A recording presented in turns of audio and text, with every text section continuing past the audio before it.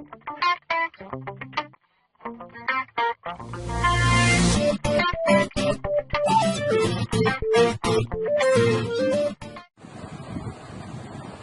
ছাত্রছাত্রীবৃন্দ, আল হেলাল আদর্শ ডিগ্রি কলেজের পক্ষ থেকে তোমাদেরকে অনলাইন প্ল্যাটফর্মের বায়োলজি ক্লাসের দ্বিতীয় পর্বে স্বাগত। আশা করি তোমরা সকলেই ভালো আছো। আবারও একটি চ্যাপ্টার নিয়ে তোমাদের সাথে আছি আমি, রাইহান জান্নাত জুই। দেখো, উৎপত্তি অনুসারে ভাজক টিস্যু। উৎপত্তি অনুসারে ভাজক টিস্যু তিন প্রকার। একটা হচ্ছে প্রোমেরিস্টেমিক প্রারম্ভিক ভাজক টিস্যু, আরটা হচ্ছে কি প্রাইমারি ভাজক টিস্যু, আরটা হচ্ছে সেকেন্ডারি ভাজক টিস্যু। হ্যাঁ, এবার আসো প্রোমেরিস্টেমিক বা প্রারম্ভিক ভাজক টিস্যু কি জিনিস। প্রোমেরিস্টেমিক বা প্রারম্ভিক ভাজক টিস্যু হচ্ছে, দেখো, এই যদি একটা আমার প্ল্যান্ট হয়, এই যদি আমার প্ল্যান্টের রুট হয়, তাহলে এই যে শীর্ষে যে ভাজক টিস্যু, এই ক্ষুদ্র অংশ, এটাই হচ্ছে কি প্রোমেরিস্টেমিক বা প্রারম্ভিক ভাজক। এই মূলের শীর্ষ এবং তার কাণ্ডের শীর্ষ, এই জিনিসটা হচ্ছে কি প্রোমেরিস্টেমিক বা প্রারম্ভিক ভাজক টিস্যু। প্রোমেরিস্টেমিক টিস্যু। হ্যাঁ, এবার আসো প্রাইমারি ভাজক টিস্যু। প্রোমেরিস্টেমিক ভাজক টিস্যু কাজ হচ্ছে উদ্ভিদের দৈর্ঘ্য বৃদ্ধি করে। এই ক্ষুদ্র অংশ থেকে উদ্ভিদের আস্তে আস্তে তার দৈর্ঘ্য বৃদ্ধি করতে থাকে। এরপর আসো প্রাইমারি ভাজক টিস্যু কি জিনিস। প্রাইমারি ভাজক টিস্যু হচ্ছে মূলত যেটা হচ্ছে কি প্রোমেরিস্টেমিক ভাজক টিস্যু থেকে উৎপত্তি লাভ করে। প্রাইমারি ভাজক টিস্যু প্রোমেরিস্টেমিক ভাজক টিস্যু থেকে কিভাবে উৎপত্তি লাভ করে। প্রাইমারি ভাজক টিস্যু, দেখো, প্রোমেরিস্টেমিক ভাজক টিস্যু ছিল একটা ক্ষুদ্র একটা অঞ্চল। এই অঞ্চল থেকে আস্তে আস্তে বিভাজিত হতে তারা প্রাইমারি ভাজক টিস্যু সৃষ্টি করে। প্রাইমারি ভাজক টিস্যু হচ্ছে সাধারণত মুকুল অবস্থায়। উদ্ভিদের যখন একটা ভ্রূণ অবস্থা থাকে, এই ভ্রূণটাই হচ্ছে কি, এই ভ্রূণের বৃদ্ধিটাই হচ্ছে কি প্রাইমারি ভাজক টিস্যু। এই ভ্রূণের বৃদ্ধিটাই হচ্ছে প্রাইমারি ভাজক টিস্যু। এরপর আসো সেকেন্ডারি ভাজক টিস্যু কি জিনিস। সেকেন্ডারি ভাজক টিস্যু হচ্ছে মূলত এরা প্রাইমারি ভাজক টিস্যু থেকে উৎপত্তি লাভ করে। সেকেন্ডারি ভাজক টিস্যু উদাহরণ আমরা বিভিন্ন ধরনের প্রেজেন্ট সেকেন্ডারি ভাজক টিস্যু উদাহরণ বলতে পারি। যেমন আমরা মনে করো একটা দ্বিবীজপত্রী উদ্ভিদের ক্ষেত্রে আমাদের সেকেন্ডারি ভাজক টিস্যু দেখা যায়, একবীজপত্রীর ক্ষেত্রে দেখা যায় না। কেন দ্বিবীজপত্রীর ক্ষেত্রে দেখা যায়?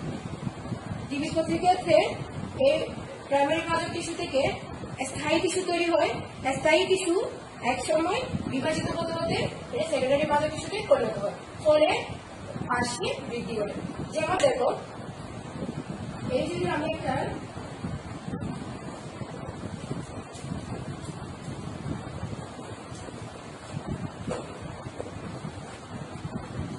মনে করো এটা একটা জাইগোট, এটা যদি একটা জাইগোট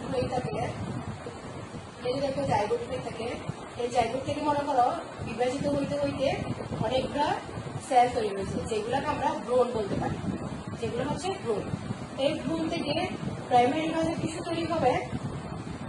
প্রাইমারি ভাজক টিস্যু তৈরি হবে। ভাজক টিস্যু, এই প্রাইমারি ভাজক টিস্যু থেকে এক সময় স্থায়ী টিস্যুতে পরিণত হবে। স্থায়ী টিস্যু। এই স্থায়ী টিস্যু, দেখো, আমরা জানি স্থায়ী টিস্যু সাধারণত বিভাজন ক্ষমতা রাখে না, কিন্তু কিছু কিছু ক্ষেত্রে কিছু স্থায়ী টিস্যু সেলগুলা জীবিত থাকে। তখন ওই জীবিত সেলগুলি থেকে এক সময় তারা ওই বিভাজন ক্ষমতা ফিরে পায়। তখন যারা ওই বিভাজন ক্ষমতা ফিরে পায়, এটা তখন সেকেন্ডারি ভাজক টিস্যুতে পরিণত হয়। তাহলে দেখো, আমরা যখন একটা প্ল্যান্ট নিই, তখন যদি প্ল্যান্টটা যদি একবীজপত্রী হয়, আর যদি আরেকটা প্ল্যান্ট যদি দ্বিবীজপত্রী হয়, যেমন একবীজপত্রী উদ্ভিদের ক্ষেত্রে দেখো আমরা মনে করি নারিকেল বা সুপারি। হ্যাঁ, একটা নারিকেল গাছ কিন্তু একটা আম গাছের মতো একটা নারিকেল গাছ অবশ্যই একবীজপত্রী। নারিকেল গাছ অবশ্যই একবীজপত্রী। আর যদি সুপারি গাছ নিই, আম গাছ নিই, নারিকেল গাছ হচ্ছে কি একবীজপত্রী উদ্ভিদ। আর সুপারি গাছ, আম গাছ হচ্ছে দ্বিবীজপত্রী উদ্ভিদ। নারিকেল গাছের ক্ষেত্রে হচ্ছে তোমার প্রাইমারি ভাজক টিস্যু সৃষ্টি হবে। নারকেল গাছ লম্বাতে বৃদ্ধি পাবে এবং পাশেও বৃদ্ধি পায়, তবে কম। এরপর হচ্ছে কি তোমার যে আম গাছ সৃষ্টি হলো, এটা হচ্ছে দ্বিবীজপত্রী বা সেকেন্ডারি ভাজক টিস্যু উদাহরণ। এখন দ্বিবীজপত্রী উদ্ভিদের ক্ষেত্রে প্রাইমারি ভাজক টিস্যুটা বিভাজিত হতে যখন স্থায়ী টিস্যু তৈরি হয়েছে, স্থায়ী টিস্যু থেকে একসময় সেকেন্ডারি ভাজক টিস্যুতে তৈরি হয়েছে। এরপর দেখো আমরা প্রাইমারি ভাজক টিস্যুর উদাহরণ। প্রাইমারি ভাজক টিস্যু তাহলে দৈর্ঘ্যে বৃদ্ধি পাবে, দৈর্ঘ্যে বৃদ্ধি হবে। আর সেকেন্ডারি ভাজক টিস্যু হচ্ছে কি তোমার প্রস্থেও বৃদ্ধি পাবে, অর্থাৎ গাছটি মোটা হবে। তাহলে তোমরা একটা স্ক্রিনশট নিয়ে নিতে পারো, স্ক্রিনশট নিয়ে নাও। এই প্রাইমারি ভাজক টিস্যুর উদাহরণ আমরা ব্রণ দিতে পারি। সেকেন্ডারি ভাজক টিস্যুর উদাহরণ আমরা ক্যাম্বিয়াম এবং কর ক্যাম্বিয়াম ও ক্যাম্বিয়াম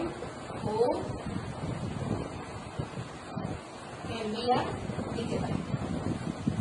তাহলে তোমরা বুঝলাম এই যে একটা জাইগোট অর্থাৎ ভ্রূণ অবস্থা, যেটা জাইগোট থেকে আস্তে আস্তে অনেকগুলো সেল ডিভাইড হয়ে এটা ভ্রূণ সৃষ্টি হবে। ভ্রূণ থেকে প্রাইমারি ভাজক টিস্যু তৈরি হবে, প্রাইমারি ভাজক টিস্যু থেকে স্থায়ী টিস্যু তৈরি হবে। স্থায়ী টিস্যু কিন্তু বিভাজন ক্ষমতা না, এক সময় দেখা যাবে কি এরা কিছু কিছু সেল জীবিত থাকে, তখন ওই সেলগুলো থেকে সেকেন্ডারি ভাজক টিস্যু তৈরি হবে। তাহলে প্রোমেরিস্টেম থেকে প্রাইমারি মেরিস্টেম, প্রাইমারি মেরিস্টেম থেকে সেকেন্ডারি মেরিস্টেম, এভাবে তারা উৎপত্তি অনুসারে ভাজক টিস্যুকে বিভাজন করা যায়। তোমরা একটা স্ক্রিনশট নিতে পারো। দেখো অবস্থান অনুসারে ভাজক টিস্যু তিন প্রকার। একটা হচ্ছে কি শীর্ষস্থ ভাজক টিস্যু বা এপিক্যাল মেরিস্টেম, আরেকটা হচ্ছে নিবেশিত বা ইন্টারক্যালারি ভাজক টিস্যু, পার্শ্বীয় বা ল্যাটেরাল ভাজক টিস্যু। এবার আমাদেরকে জানতে হবে এই তিনটা জিনিস কি। দেখো নাম থেকে বোঝা যায়, শীর্ষস্থ বা এপিক্যাল। এপিক্যাল শব্দটা হচ্ছে চূড়া। হ্যাঁ, এই যদি আমি একটা প্ল্যান্ট আঁকি, তাহলে এই প্ল্যান্টের যে চূড়া শীর্ষের মধ্যে যে ভাজক টিস্যুটা থাকবে ওটাই হচ্ছে কি শীর্ষস্থ ভাজক টিস্যু। শীর্ষস্থ ভাজক টিস্যু তোমার এক ধরনের প্রাইমারি টিস্যু। শীর্ষস্থ ভাজক টিস্যু এরা স্থায়ী টিস্যু তৈরি করতে সহায়তা করে। পুষ্পক উদ্ভিদে কিন্তু অনেক ধরনের স্থায়ী টিস্যু তৈরি হয়। শীর্ষস্থ ভাজক টিস্যু বিভাজনের মাধ্যমে এইসব অঙ্গের দৈর্ঘ্য বৃদ্ধি করে, এগুলো আস্তে আস্তে দৈর্ঘ্য বৃদ্ধি করে। তাহলে এই শীর্ষস্থ বা এপিক্যাল বা চূড়ায় যে জিনিসটা থাকবে ওটাই হচ্ছে শীর্ষস্থ ভাজক টিস্যু। এরপর আসে নিবেশিত বা ইন্টারক্যালারি। ইন্টার শব্দের হচ্ছে আন্তঃমধ্য, আর ক্যালারি শব্দের অর্থ হচ্ছে কি স্তর। ইন্টার শব্দের অর্থ হচ্ছে কি আন্ত, আর ক্যালারি শব্দের অর্থ হচ্ছে কি মধ্যে। তাহলে ইন্টারক্যালারি শব্দ হচ্ছে কি যেটা মাঝখানে থাকে। যেমন দেখো এই যদি আমি একটা স্থায়ী টিস্যু আঁকি, এই যদি একটা আমার স্থায়ী টিস্যু হয়, এরপর এই যদি আমার একটা স্থায়ী টিস্যু হয়, দুই পাশে দুটো স্থায়ী টিস্যু, এগুলো হচ্ছে কি স্থায়ী টিস্যু। এটাও হচ্ছে কি তোমার স্থায়ী টিস্যু। হ্যাঁ, এই দুটি স্থায়ী টিস্যুর মাঝখানে কতগুলো ভাজক টিস্যু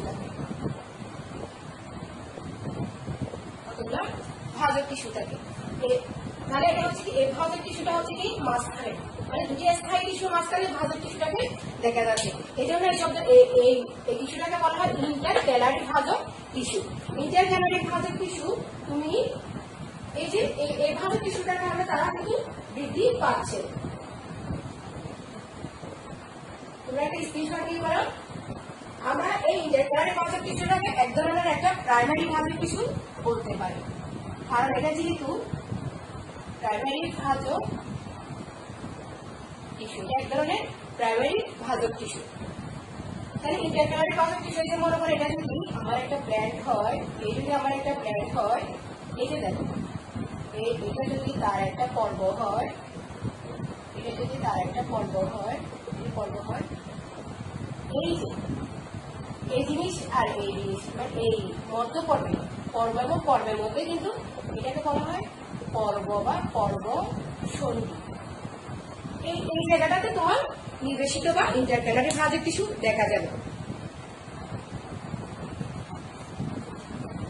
এখানে এই জায়গায় থাকতে পারে নিবেশিত ভাজক টিস্যু, তোমার এই জায়গায় থাকতে পারে, অথবা পর্ব মধ্য এই জায়গায় পুরোটাতেও নিবেশিত ভাজক টিস্যু থাকতে পারে।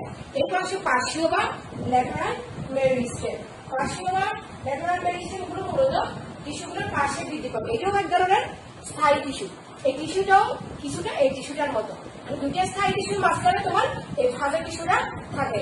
এরপর দেখো ল্যাটেরাল মেরিস্টেমের উদাহরণ আমরা দিতে পারি ইন্টারফেসিকুলার ক্যাম্বিয়াম, এক্সাম্পল হিসেবে আমরা দিতে পারি ইন্টারফেসিকুলার ক্যাম্বিয়াম, তারপরে হচ্ছে কর ক্যাম্বিয়াম ইত্যাদি হচ্ছে কি ল্যাটেরাল বা পার্শ্বীয় ভাজক টিস্যুর উদাহরণ। যেমন ল্যাটেরাল ভাজক টিস্যু তাহলে কি জিনিস দেখো, এই যদি আমার একটা প্ল্যান্ট হয়,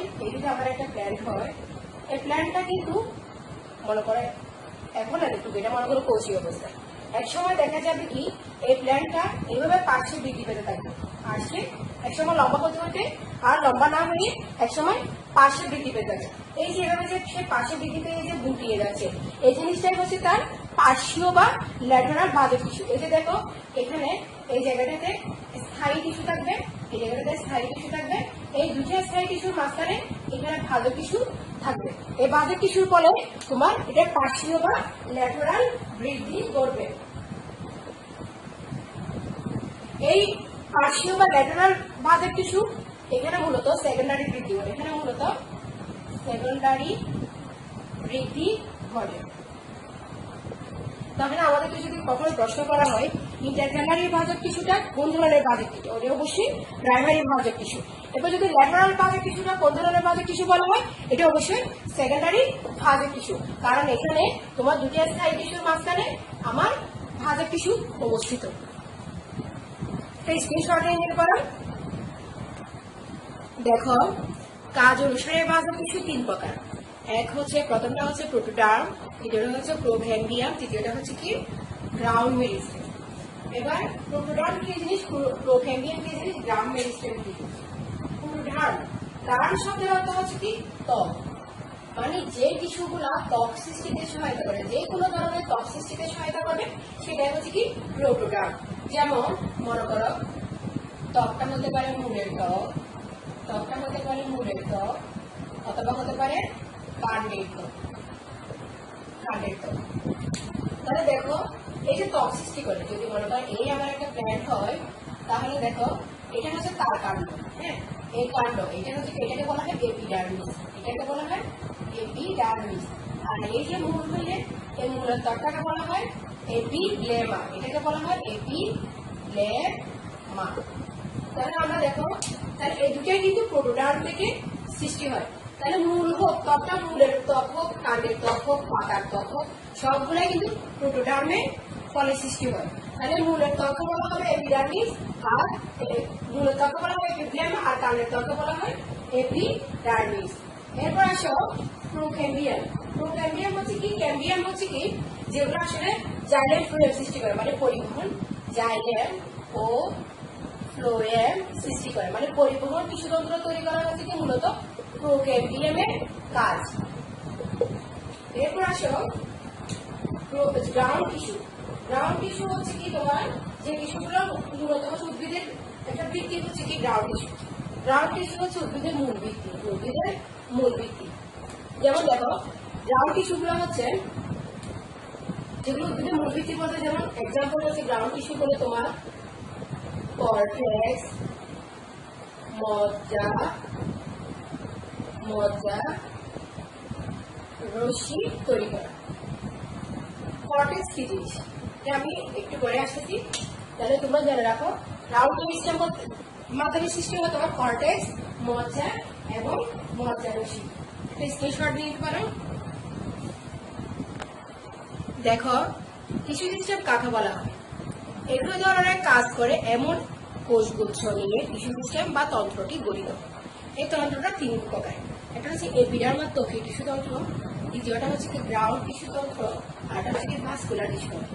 এপিডার্মাল বা ত্বকী টিস্যু তন্ত্র কি, যে টিস্যু থেকে তোমার ত্বক সৃষ্টি হয় সেটাই হচ্ছে মূলত এপিডার্মাল টিস্যু তন্ত্র। এবার আসো গ্রাউন্ড টিস্যু তন্ত্র, এই টিস্যু থেকে তোমার গ্রাউন্ড বা ভিত্তি টিস্যু তৈরি হয়, গ্রাউন্ড টিস্যু বা ভিত্তি টিস্যু তৈরি হয়। গ্রাউন্ড টিস্যুগুলো হচ্ছে মূলত উদ্ভিদের ভিত্তি, ওইটাকে বলা হয় গ্রাউন্ড টিস্যু সিস্টেম। এরপর আসলে ভাস্কুলার টিস্যু বা ভাস্কুলার টিস্যু সিস্টেম বলতে বোঝায় যে জাইলেম ফ্লুইড যেগুলোর মাধ্যমে পরিবহন ঘটে, খনিজ লবণ বা পানি পরিবহন ঘটে, এগুলাই হচ্ছে বা খাদ্য তৈরি করে, এগুলাই হচ্ছে কি ভাস্কুলার টিস্যু সিস্টেম। এবার আমি তোমাদেরকে আজকে এপিডার্মাল বা ত্বকীয় টিস্যু তন্ত্র নিয়ে আলোচনা করবো। এপিডার্মাল বা ত্বকীয় টিস্যু তন্ত্র, দেখো এপিডার্মাল বা ত্বকীয় টিস্যু তন্ত্র বা টিস্যু সিস্টেম। ত্বকীয় টিস্যু সিস্টেমের টার্ম শব্দের অর্থ হচ্ছে কি তোমার ত্বক, টার্ম শব্দের অর্থ হচ্ছে তোমার ত্বক। তাহলে দেখো এই টার্ম শব্দের অর্থ হচ্ছে ত্বক, মানে যে টিস্যু থেকে ত্বক সৃষ্টি হয় সেটা হচ্ছে কি ত্বকীয় টিস্যু সিস্টেম। এই ত্বকীয় টিস্যু সিস্টেমের বেশ কয়েকটা ক্যারেক্টারিস্টিক্স আছে।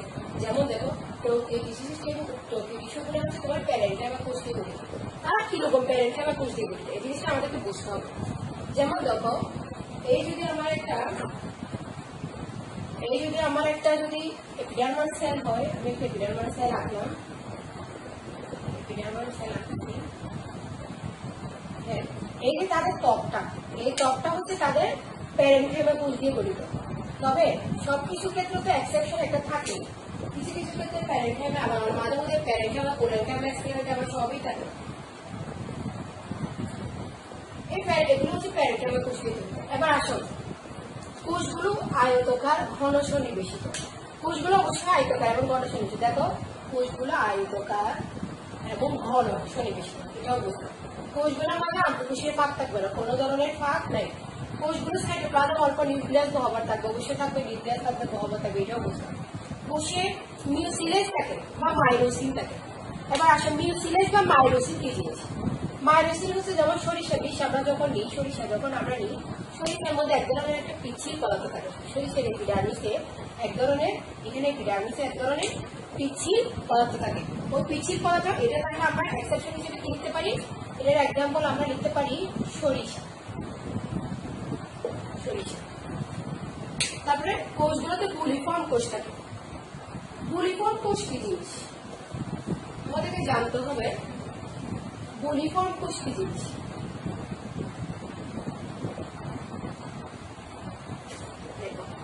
বুলিফর্ম কোষ হচ্ছে যদি মনে করে এই একটা মনে করো আমার পাতার উপরের পৃষ্ঠ, তার মানে এটা যদি আমার এপিডার্মিস হয়, এটা হচ্ছে কি এপিডার্মিস, এটা হচ্ছে পাতার এপিডার্মিস। এরপর আমার মনে করো এটা তার নিচের পৃষ্ঠ, পাতার এটা উপরের পৃষ্ঠ ছিল, এটা নিচের পৃষ্ঠ, নিচের এপিডার্মিস। তাহলে দেখো এই পাতার ভিতরে এই যেখানে বিভিন্ন ধরনের সেল থাকবে, যখন ধরো দুই ধরনের সেল থাকবে। একটা হচ্ছে পেরিসেট প্যারেনকাইমা, এই যে আমরা এখানে প্যারেনকাইমার কথা বলছিলাম, প্যারেনকাইমা। একটা হচ্ছে কি পেরিসেট প্যারেনকাইমা, আর একটা হচ্ছে কি স্পঞ্জি প্যারেনকাইমা। এই যে এগুলো হচ্ছে তোমার পেরিসেট প্যারেনকাইমা, পেরিসেট প্যারেনকাইমা। এরপরে এখানে পিছনের দিকে কতগুলো স্পঞ্জের মতো থাকবে,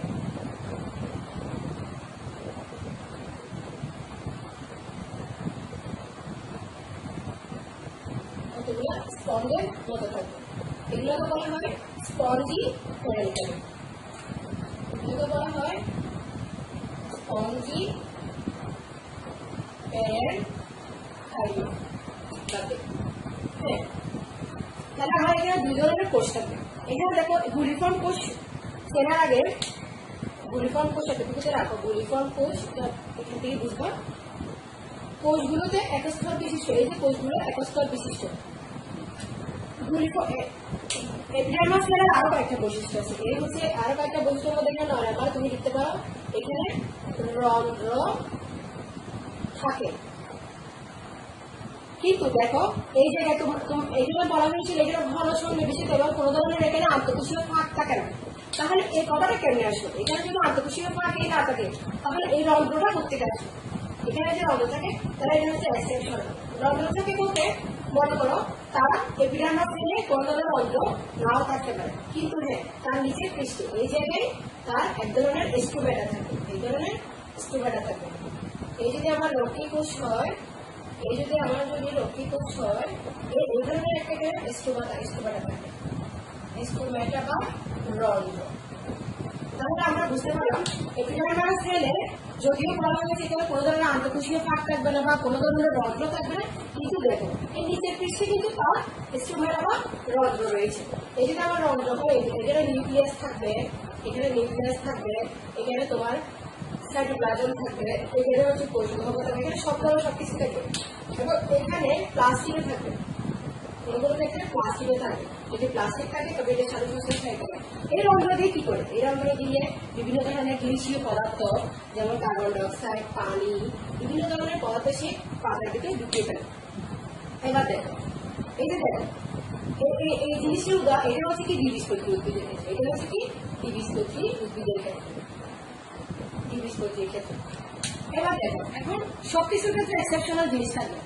এখন তোমরা বলছো এটা হচ্ছে বিষম, এটা হচ্ছে কি সমদ্বিপৃষ্ঠ পাতা থেকে, এটা সমদ্বিপৃষ্ঠ পাতার উদাহরণ। হ্যাঁ, যদি এই পাতাটা যদি বিষম পৃষ্ঠ পাতা হয়, এটা যদি বিষম পৃষ্ঠ পাতা হয় তাহলে এখানে দেখবা এই যদি বিষম পৃষ্ঠ পাতা হয় তাহলে এই বিষম পৃষ্ঠ পাতা ক্ষেত্রে এখানে তার নিচে স্টোমাটা থাকবে, স্টোমাটা থাকবে।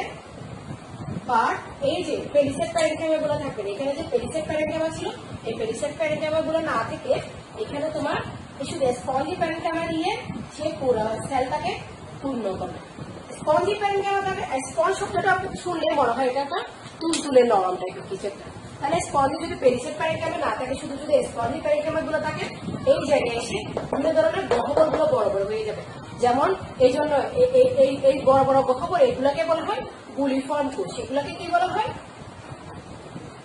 বুলিফর্ম কোষ। তাহলে আমরা বুঝলাম বুলিফর্ম কোষ কি জিনিস। এই বুলিফর্ম কোষের কারণে মূলত এখানে পানি জমতে থাকে। তাহলে দেখো বুলিফর্ম কোষ আমরা সাধারণত দেখতে পাই তোমার হচ্ছে ঘাস, এক্সাম্পল হচ্ছে বুলিফর্ম কোষগুলো দেখা যাবে তোমার ঘাস, লঙ্কা, ঘাস জাতীয় উদ্ভিদে এই বুলিফর্ম কোষগুলো দেখা যাবে। এই বুলিফর্ম কোষগুলো আমরা আরো অন্যভাবে বুঝতে পারি। যেমন দেখো মনে করো যদি আমরা মনে করো এই যে আমরা একটা মনে করো প্ল্যান্ট নিচ্ছি, পাতা নিচ্ছি, এই পাতার ভিতর এই স্পঞ্জি প্যারেনকাইমা গুলোর কারণে এরকম প্যারেনকাইমা গুলো স্পঞ্জি প্যারেনকাইমা থাকার কারণে পাতাটা যখন তুমি পানি পাই তখন একটা টকটকে অবস্থা থাকে, একদম টান টান টান টান ভাব থাকে। যখন তুমি কিছুদিন পানি দিবে না বা পানি সংস্পর্শে থাকবে না তখন পাতাটা এরকম করে আস্তে আস্তে চুপসে যায়। এটা হচ্ছে বুলিফর্ম কোষের একটা স্ট্রাকচার। মানে তোমার যদি এখানে যদি তোমার এই পেরিসেট প্যারেনকাইমা গুলো না থাকে, শুধু স্পঞ্জি প্যারেনকাইমা থাকে, পাতাটা অনেক বেশি টসটসা দেখাবে। এই টসটসা দেখানোটা এটা হচ্ছে কি বুলিফর্ম কোষের কাজ। এরপর দেখো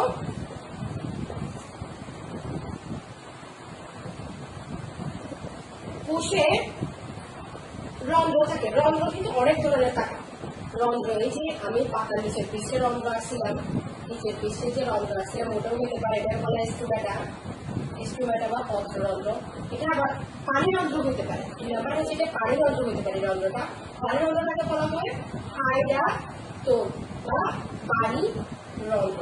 তাহলে এই পাতার নিচের পৃষ্ঠে দুই ধরনের রন্ধ্র থাকতে পারে, এটা হচ্ছে পত্ররন্ধ্র বা পানি রন্ধ্র, স্টোমেটা বা পত্ররন্ধ্র, আর হচ্ছে কি হাইডাটোম বা পানি রন্ধ্র। রন্ধ্র থাকে কোষগুলো এক স্তর বিশিষ্ট, তারা কোষগুলো এদিকে এক স্তর, তারপর বিভিন্ন ধরনের স্তর হতে পারে। এই যদি আমার একটা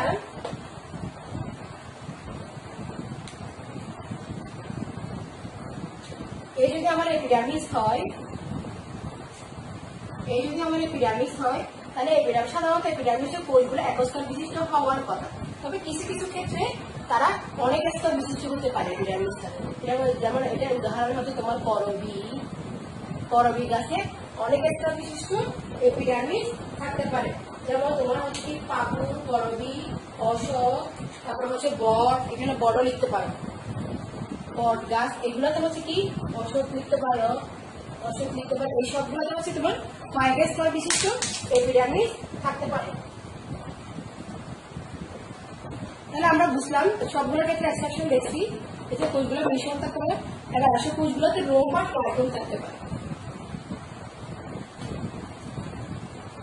এপিডার্মাস সেলে কিরকম ট্রাইকোম থাকে? এই যে দেখো আমরা মানুষের ক্ষেত্রে আমাদের বডিতে বিভিন্ন ধরনের লোম থাকে, বিভিন্ন ধরনের রোগের কথা বা কোনো আন্তঃদেশীয় ভাগ থাকে তবে হালকা হালকা ছিদ্র ছিদ্র বলা হয়। ঠিক তেমনি প্ল্যান্টের ক্ষেত্রে এই যে আমরা প্ল্যান্টের কোষে যে রোগ থাকে আমরা কি দেখেছি, এপিডার্মাল সেল অবশ্যই দেখেছি। এই যে আমরা তোমার লাউ কুমড়া খাই, লাউ কুমড়া ডাকাতে এখানে ডাকাতে বিভিন্ন ধরনের হালকা হালকা রোগের কথা বলা হয়। এটাও কিন্তু তার এপিডার্মিসের মতো রোগ। এই রোগটাই হচ্ছে তার মূলত ট্রাইকুম বা রোগ। তাহলে আমরা ট্রাইকুম বা রোগ কি জিনিস ছিলাম।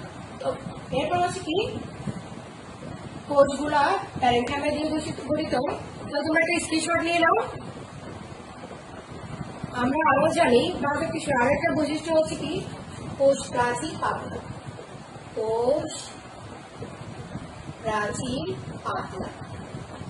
এই যে এটা যদি এপিডার্মাল সেল হয়, এপিডার্মাল সেল এই কোষগুলো খুবই পাতলা হবে, কিন্তু কোনো কোনো উদ্ভিদের ক্ষেত্রে এই কোষগুলো অনেক মোটা হয়।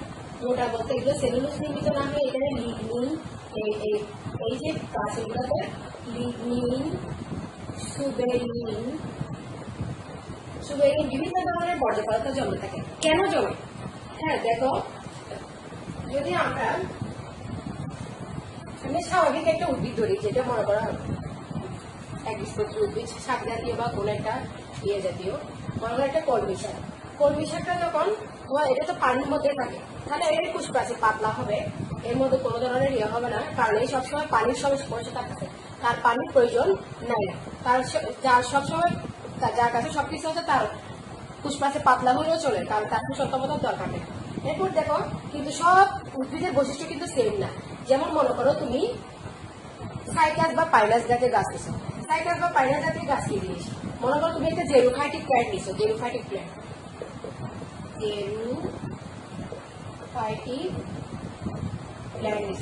মনে করো এই জেরোফাইটিক শব্দ হচ্ছে মৌরুজ উদ্ভিদ। যদি মৌরুজ উদ্ভিদ হয়ে থাকে, মৌরুজ উদ্ভিদের কিন্তু তারা সবসময় পানির সংস্পর্শে থাকে না। তাহলে তারা পানির সংস্পর্শে না থাকলে তারা বেঁচে থাকে কেমন? তাদের বেঁচে থাকার একমাত্র অবলম্বন হচ্ছে, দেখো এই যে যদি এটা মৌরুজ উদ্ভিদ হয়ে থাকে, মনে করো এটা মৌরুজ উদ্ভিদের উদাহরণ হচ্ছে কি তোমার সাইকাস, পাইনাস, অবশ্যই গাছগুলো ছিল না, তোমরা ছিল খেজুর গাছ ছিল, তারপর হচ্ছে তোমরা ছিল পাথরকুচি পাতা,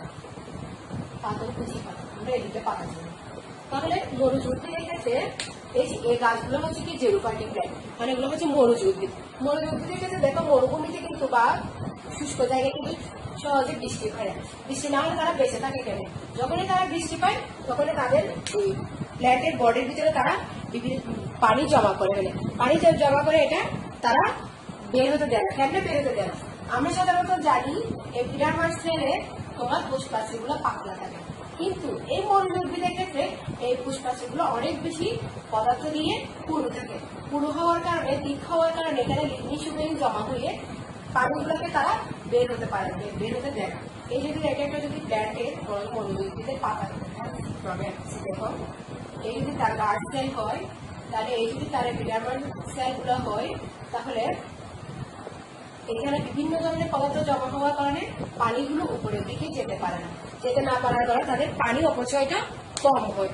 এবং তাদের দেখো এই মরুজ উদ্ভিদগুলা পানিটাকে কোনোভাবে সেই সরতে দেয় না, এবং তাদের এই রক্ষী কোষগুলা তারা দিনের বেলায় খোলে না, রক্ষী কোষগুলো তারা রাতের বেলায় খোলে। যদি দিনের বেলা তারা যদি এই রক্ষী কোষগুলাকে খোলে, তাহলে তারা অনেক বেশি পানি বাষ্পীভূত হওয়ার কারণে প্রসাধন আকারে চলে যাবে এবং গাছটা নুয়ে যাবে বা মরে যেতে পারে। এই জন্য তারা রক্ষী কোষ বা গাছ সেলগুলো বা স্টিমারটা তারা রাতের বেলায় খোলে। রাতের বেলায় খোলার কারণে এই কার্বন ডাইঅক্সাইড এবং পানিগুলা তারা রাতের বেলায় গ্যাস এবং অক্সিজেন ত্যাগ করার ফলে তারা নিজেদেরকে টিকিয়ে রাখে, মানে প্রতিকূল পরিবেশে তারা এভাবে নিজেদেরকে টিকিয়ে রাখে, এবং এই জন্য তাদের এপিডার্মাল সেলটা অনেক বেশি। এবার আমরা দেখবো এপিডার্মাল বা ত্বকীয় টিস্যু সিস্টেমের মধ্যে বিভিন্ন ধরনের রোম বা ট্রাইকোম দেখা যায়। এদের মধ্যে রোম বা ট্রাইকোম দেখা যায়। এবার আসো রোম বা ট্রাইকোম দেখা যায়। আমরা সাধারণত যখন একটা এপিডার্মাল সেল এঁকেছি, এই যে একটা যদি এপিডার্মাল সেল হয়, এপিডার্মাল সেল যদি আমরা আঁকি, দেখো এই যে বিভিন্ন সময় এখান থেকে এক ধরনের কতগুলো রোম দেখে, বিভিন্ন ধরনের রোম। এই রোমটা দেখতে কিরকম? মানে বিভিন্ন ধরনের হয়ে থাকে। যেমন এই রোমগুলো দেখতে তোমার একগুচ্ছ হতে পারে, এককুশি হতে পারে, এককুশি রোম হতে পারে।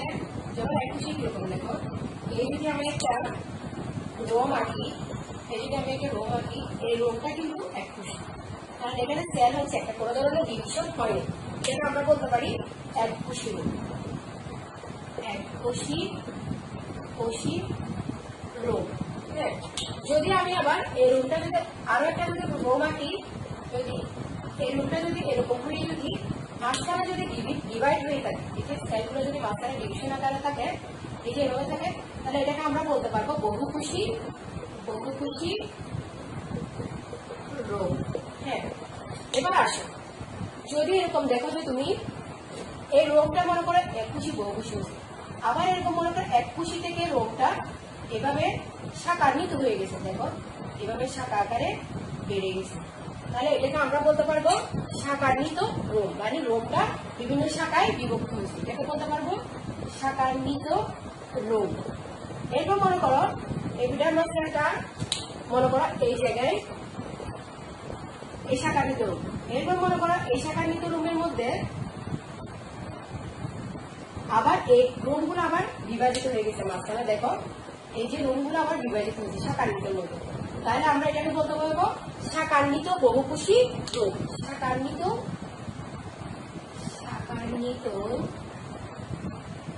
বহুকোষী রোম। হ্যাঁ, আবার যদি দেখো যে এই রোমটা মনে করো এইভাবে আছে, এটা দেখতে ব্লাডার বা গ্রন্থির মতো দেখাচ্ছে, এটা একটা ব্লাডার বা গ্রন্থির মতো দেখাচ্ছে, এভাবে যখন দেখাবে এটাও একটা এক ধরনের রোগ। তাহলে এই ব্লাডার বা গ্রন্থি কি জিনিস? মনে করো কিছু কিছু উদ্ভিদের ক্ষেত্রে তোমার উদ্ভিদের এপিডার্মিসে এই ধরনের ব্লাডার থাকে, এই ধরনের ব্লাডার গুলো থাকার কারণে বিভিন্ন ধরনের পোকামাকড় বা যেগুলো তার এপিডার্মিস, এই এপিডার্মিসটাকে ক্ষতি করতে পারে, এগুলাকে সে বিভিন্ন ধরনের পদার্থ মিশ্রিত করে আকর্ষণ করে টুক করে এখানে ঢুকাই ফেলবে, এবং ঢুকাইয়া সেটাকে কোষটাকে সে অফ করে বাইর থেকে বন্ধ করে দিবে, তারপরে এগুলা নষ্ট হয়ে যাবে, যে জিনিসগুলো তাকে ক্ষতি করতে পারবে, যে পোকামাকড় গুলা খেয়ে ফেলতে পারে। কারণ আমরা দেখি না অনেক সময় পোকামাকড়টা গাছেরও ক্ষতি করে, তার ত্বকের ক্ষতি করে ফেলে, ত্বককে নষ্ট করে ফেলে, এই ধরনের জিনিসগুলোকে সে আকর্ষণ করে বিভিন্ন ধরনের ফেরোমন জাতীয় পদার্থ দিয়ে সেগুলাকে এই জায়গায় ঢুকিয়ে ফেলে, ওগুলোকে মেরে ফেলে, এভাবে সে তার ত্বকটাকে রক্ষা করে। তারপর তাহলে দেখো এটা হচ্ছে গ্রন্থিযুক্ত রোগ। এরপরে আসে তোমার এগুলো হচ্ছে কি কাণ্ডের রোগ, এগুলো হচ্ছে কি কাণ্ডের রোগ। হ্যাঁ, এবার তো রোগ তো আমাদের মূলেও থাকতে পারে। হ্যাঁ, যদি একটা আমি যদি প্ল্যান্ট আঁকি, এই একটা যদি আমি প্ল্যান্ট আঁকি, এই যদি তার মূল হয়, তাহলে মূলের মধ্যে এই যেটা যদি তার মূল হয়, তাহলে মূলের মধ্যে অবশ্য রোগ থাকবে, কিছু কিছু প্ল্যান্টের মূলের মধ্যে আস্তে আস্তে হালকা হালকা হালকা রোগ থাকে। হ্যাঁ, এগুলো হচ্ছে কি মূল রোগ। এই মূল রোগগুলো কিন্তু এককুশি হবে। এই যে আমি এখানে যখন কাণ্ডের রোগে গেছি, কাণ্ডের রোগে দেখো কোষগুলো কিন্তু বিভাজিত হয়েছে, কিছু কিছু ক্ষেত্রে কোষগুলো বিভাজিত হয়েছে, তার মানে এগুলো বহুকোষী। কিন্তু মূল রোগ সবসময় কিন্তু এককুশি হবে, মূল রোগ এককোষী, বহুকোষী হবে না। এবার আসো মূল রোগ এবং কাণ্ড রোগের মধ্যে আরো পার্থক্য দেখো। মূল রোগ এককুশি, মূল রোগের প্রাচীরটা সাধারণত পাতলা হবে, মূল রোগের প্রাচীরটা পাতলা হবে। কেন পাতলা হবে? তার প্রাচীর পুরো হওয়া দরকার, কারণ সে মাঠের ভিতরে থাকে, সে যথেষ্ট সংযত অবস্থা থাকে, যার কারণে সে পাতলা যদি না হতো তাহলে সে এই মূল রোগ দিয়ে বিভিন্ন ধরনের পানি এবং খনিজ লবণ পরিবহন করতে তার জন্য কষ্ট হয়ে যেত। কিন্তু দেখো কাণ্ডরোম গুলো হচ্ছে কি পুরো হয়, কাণ্ডরোম গুলো কিউটিকল যুক্ত পুরু হয়। কাণ্ডরোম গুলো কেন তিক হয়? তিক হওয়ার পিছনে কারণ হচ্ছে দেখো, সে যদি পুরু না হয়, সে যদি এখানে যদি তিক না হয়, এই রোমগুলো যদি তিক না হয়, তাহলে তাকে বিভিন্ন ধরনের জিনিসে তাকে আকর্ষণ করে তার ত্বকটাকে নষ্ট করে ফেলতে পারে। এই রোমগুলোকে সে ওই রুমের মাধ্যমে তার উদ্ভিদের দেহটাকে সে রক্ষা করে, যার কারণে কাণ্ডরোমগুলো কিউটিকল যুক্ত হয় এবং বহুকোষী হয়। তাহলে আমরা বুঝতে পারলাম মূল রোম আর কাণ্ড রোমের মধ্যে পার্থক্য। হ্যাঁ, এবার আসো এই মূল রোমের এই আবরণটাকে আমরা বলতে পারি এটা হচ্ছে কাণ্ড রোমের আবরণটা হচ্ছে কি এপিডার্মিস, কাণ্ড রোমের আবরণটা হচ্ছে কি এপিডার্ম, আর এটা হচ্ছে কি এপিব্লেমা। মূল রোমের আবরণটা হচ্ছে কি এপিব্লেমা। তাহলে আমরা বুঝতে পারলাম মূল রুম এবং কাণ্ড রুমের মধ্যে পার্থক্য। তাহলে তোমরা একটা স্ক্রিনশট নিয়ে নাও, তাহলে তোমরা পরে এটা দেখে দেখে লিখে ফেলতে পারবে। আমরা দেখেছি ত্বকের মধ্যে কিন্তু রোম ছাড়াও স্টুমেটাও থাকতে পারে। ত্বকের মধ্যে বিভিন্ন ধরনের জিনিসের মধ্যে রোম থাকবে, স্টুমেটা থাকবে, বিভিন্ন ধরনের ছিদ্র থাকবে। ত্বকগুলো প্যারেনকাইমাল কোষ দিয়ে গঠিত হবে, কিউটিকল দিয়ে গঠিত হবে। দেখো এপিডার্মিস বা ত্বকের টিস্যুর মধ্যে মাঝে মধ্যে রন্ধ্র থাকবে, রন্ধ্র থাকে। এখন এই রন্ধ্র জিনিসটা কি জিনিস? যেমন তখন আমি যদি এই একটা এপিডার্মিস থাকি, তাহলে এই এপিডার্মিসের নিচের ত্বকে এখানে এক ধরনের স্টোমেটা থাকে, এই ধরনের স্টোমেটা থাকে। এই স্টোমেটা এখানে যত সিম্পল দেখাচ্ছে এখানে একটা নির্দিষ্ট একটা ফিগার আছে। যেমন আমি ফিগারটা যদি আঁকি, দেখো মনে করো এই যে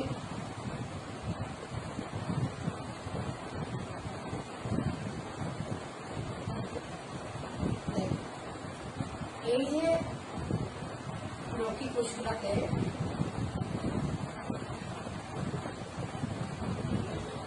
রকি কোষ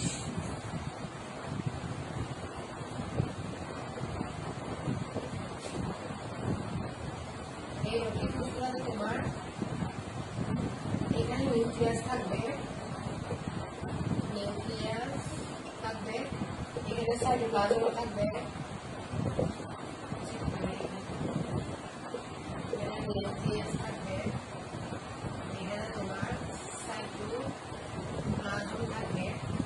এরপর এখানে তোমার ক্লোরোপ্লাস্ট থাকতে হবে, ক্লোরোপ্লাস্ট থাকবে। এই যে তোমার এই ছিদ্র দিয়ে যে তোমার যে কার্বন ডাইঅক্সাইড, অক্সিজেন এগুলা গ্যাস, এগুলো যে আদান প্রদান করে কার্বন ডাইঅক্সাইড এবং অক্সিজেনের সাথে বিক্রিয়া করে ক্লোরোপ্লাস্ট সংশ্লেষণ এবং শ্বসন ঘটায়। দেখো এখানে তাদের ক্লোরোপ্লাস্ট থাকবে, সাইটোপ্লাজম থাকবে, সব ধরনের কোষ থাকবে। এটাকে বলা হয় রকি কোষ। এটাকে বলা হবে রকি কোষ। এই জিনিসটাকে বলা হবে তোমার স্টুমেটা বা রন্ধ্র। তাহলে একটা এপিডার্মাস সেলে কিন্তু এই ধরনের রন্ধ্র এই জায়গাটা হচ্ছে রন্ধ্র। এরপর দেখো এই রকি কোষকে রক্ষা করার জন্য, যেমন আমাদের ত্বককে রক্ষা করার জন্য যেমন এপিডার্মাস সেলগুলো থাকে, টিস্যুগুলো থাকে, ঠিক তেমনি এই রকি কোষটাকে এই রকি কোষটাকে রক্ষা করার জন্য এখানে কতগুলা সাবসিডিয়ারি সেল থাকবে। এখানে বিভিন্ন ধরনের সাবসিডিয়ারি সেল বা এগুলোকে বলা হয় সহকারী কোষ। মানে যে কোষগুলা এই সাবসিডিয়ারি সেলগুলা, এই সহকারী কোষ বা সাবসিডিয়ারি সেলগুলা এই রকি কোষটাকে বিভিন্ন ধরনের পোকামাকড় বলো বা বিভিন্ন ধরনের তার যে জিনিসগুলো তাকে ক্ষতি করতে পারে ওই জিনিসগুলো থেকে তাকে রক্ষা করবে। এবং এই রকি কোষগুলা গ্যাসীয় আদান প্রদান করবে তোমার এই রন্ধ্র দিয়ে। তাহলে দেখো রকি কোষটা সাধারণত থাকবে পাতার নিম্নপৃষ্ঠ। তোমাদেরকে একটু আগেও বলেছি, তবে কিছু কিছু উদ্ভিদের ক্ষেত্রে এই জায়গাটা দিনের বেলা খোলা না থেকে রাতের বেলা খোলা থাকবে। কেন রাতের বেলা খোলা থাকবে? যাতে করে তার ভিতর থেকে অতিরিক্ত পানি প্রশোধন আকারে চলে যেতে না পারে। এটা হচ্ছে মূলত উদ্ভিদের অভিযোজন ক্ষমতার উপর নির্ভর করে। তাহলে আমরা আজকে এপিডার্মিস বা রুমের যে বৈশিষ্ট্যগুলো দেখলাম, মানে এপিডার্মাল ত্বকের মধ্যে যে বিভিন্ন ধরনের জিনিস থাকতে পারে, এটা যে কতগুলো কোষ নিয়ে গঠিত এই জিনিসটা আমরা দেখলাম। এটা তোমরা স্ক্রিনশট নিয়ে খাতায় তুলবে। প্রিয় ছাত্রছাত্রী, তোমাদের সাথে গত ক্লাসে কিছু ক্লাসিফিকেশন নিয়ে আলোচনা হয়েছে। আফসার প্রশ্ন করেছো তুমি?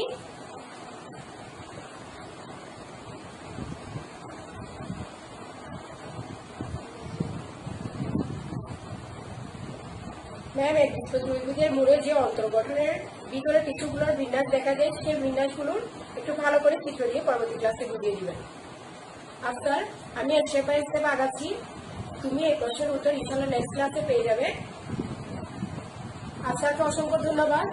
আফসারের মতো তোমরা সবাই প্রশ্ন করবে। আলোচ্য বিষয়ের কোনো বিষয়ে যদি কনফিউজিং প্রশ্ন তোমাদের মধ্যে থাকে, তোমরা অবশ্যই ছবি তুলে পারো অথবা কমেন্টসে লিখে পারো, আমাকে জানাবে। আমি ইনশাআল্লাহ নেক্সট ক্লাসে ফিডব্যাক দেওয়ার চেষ্টা করব।